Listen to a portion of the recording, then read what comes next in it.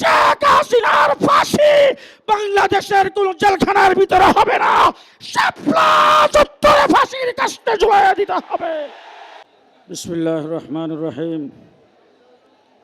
নাহমাদুহু ওয়া নুসাল্লি আলা রাসূলিহিল কারীম, আম্মা বাদ। আজকের এই মহাসমাবেশের সংগ্রামী সভাপতি, মঞ্চে উপবিষ্ট হেফাজতে ইসলাম বাংলাদেশের কেন্দ্রীয় জাতীয় নেতৃবৃন্দ, সম্মানিত উলামায়ে কেরাম, সংগ্রামী সাথী ও বন্ধুগণ, সর্বপ্রথম শোক প্রকাশ করছি হেফাজতে ইসলাম বাংলাদেশের প্রতিষ্ঠাতা মহাসচিব, এদেশের আলেমকুল শিরোমণি আল্লামা সুলতান জোক রহমতুল্লাহ আলাইহি ইন্তেকাল করেছেন।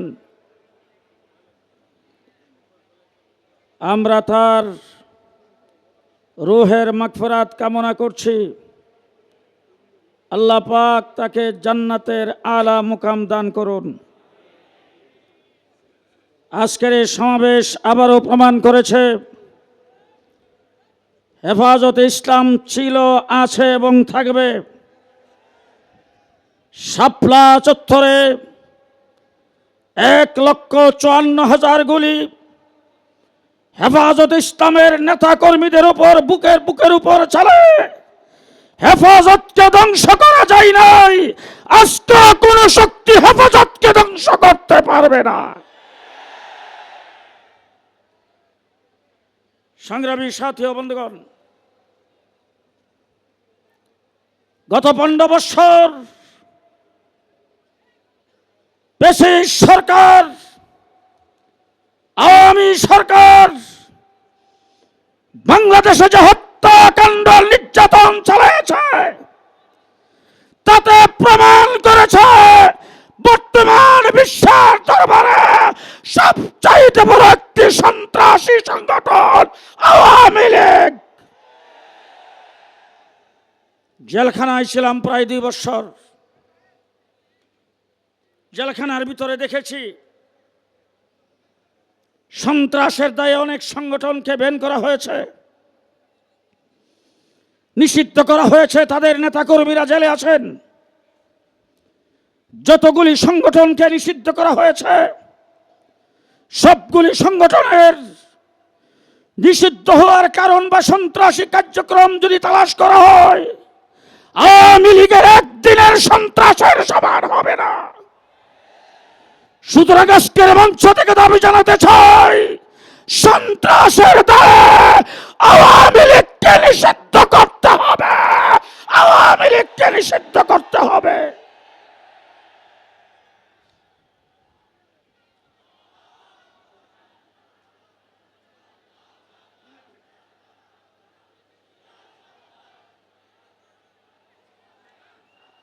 সংগ্রামী সাথী ও বন্ধুগণ,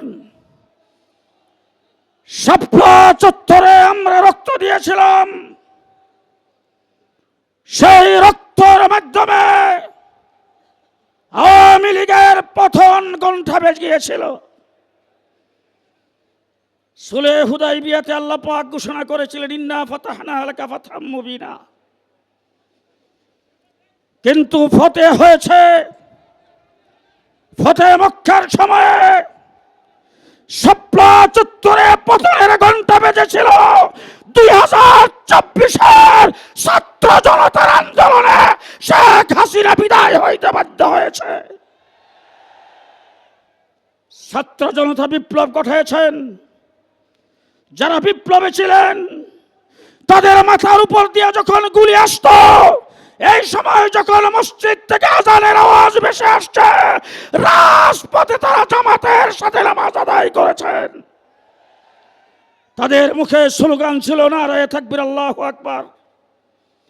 আবু সাইদ যখন গুলি খেয়ে মাটিতে পড়ে গেছেন, তার এক সাথী আমাকে বলেছেন, তার জবান থেকে জোরে আওয়াজ হয়ে বের হইতেছিল, আল্লাহু আকবার, আল্লাহু আকবার।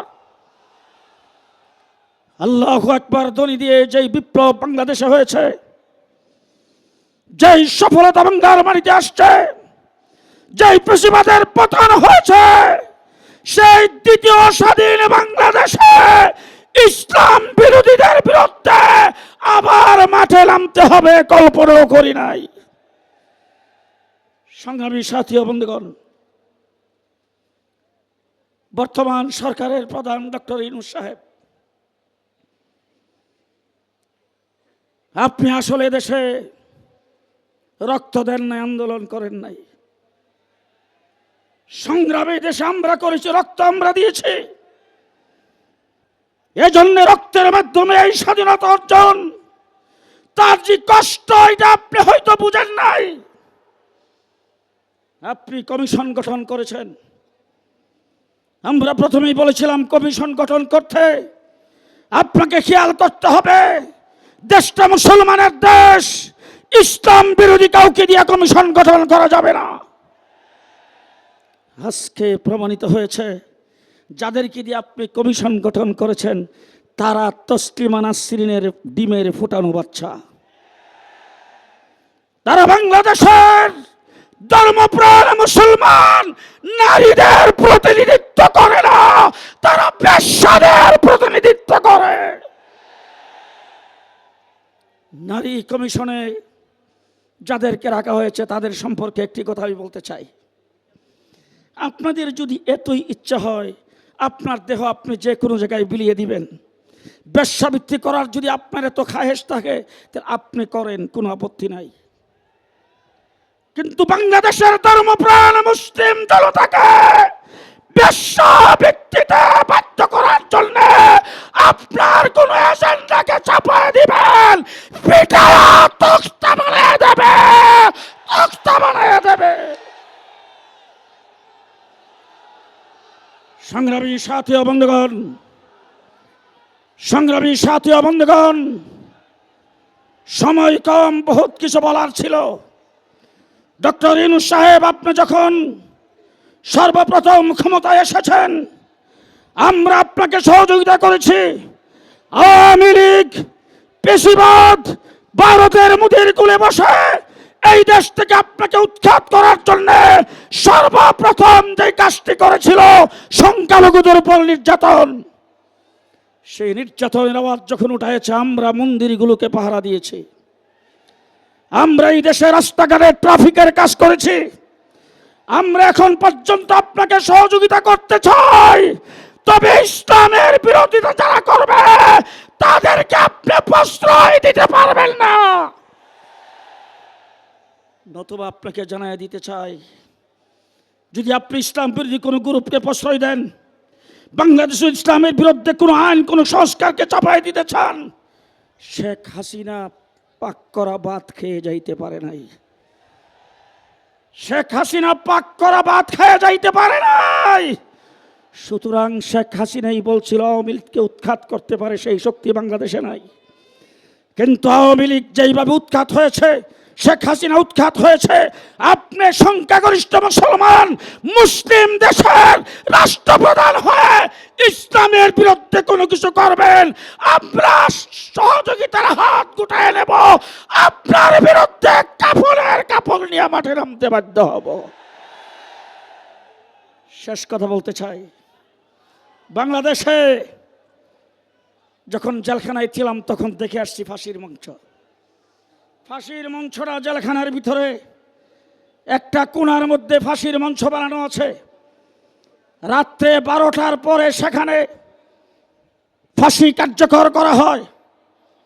বাংলাদেশে শেখ হাসিনা যে নির্যাতন চালিয়েছেন, যেইভাবে গুম হত্যা করেছেন, দেশটাকে যেইভাবে লুণ্ঠন করেছেন, শেখ হাসিনার বাংলাদেশে আসতে পারবে না।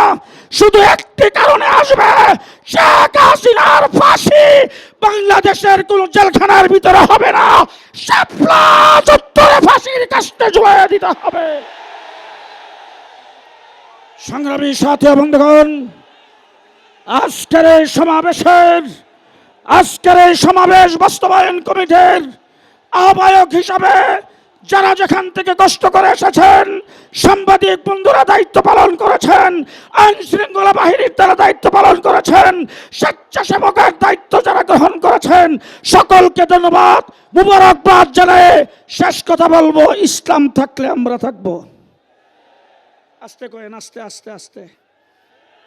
আমি আমার কথা বলছি আপনাদের কাছে, বাংলাদেশে ইসলাম থাকলে আমরা থাকবো। ইসলামের বিরুদ্ধে বাংলাদেশে কোনো কিছু করতে চাইলে আমাদের লাশের উপর দিয়ে আসতে হবে, লাশের